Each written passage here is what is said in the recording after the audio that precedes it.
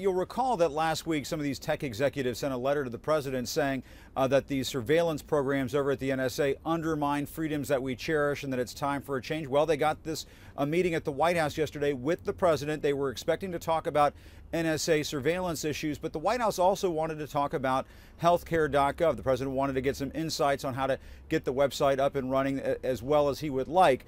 But I have to tell you, Carol, after talking to a few sources familiar with this meeting, there are some misgivings among some of these executives as to how this meeting played out. There are some executives, according to one source that I talked with familiar with this meeting, who felt like there was too much of an emphasis on healthcare.gov and not enough on the surveillance issues. Let me throw up a quote up on screen to give you an indication of this. This one source who represents one of the companies at the meeting told me, quote, "We didn't fly across the country for a discussion on healthcare.gov."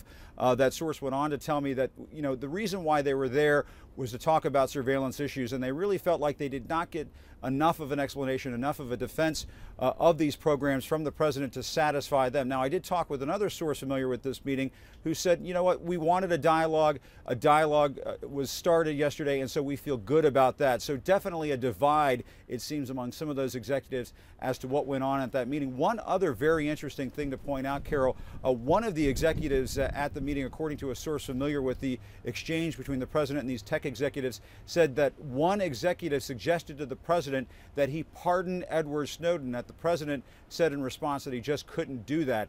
So it gives you sort of an indication as to this freewheeling exchange that was going on back and forth.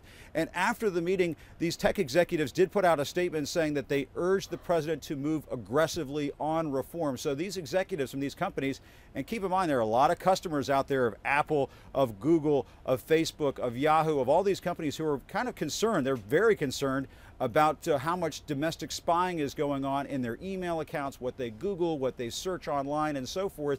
And these companies, these executives, did reflect that at the meeting, Carol.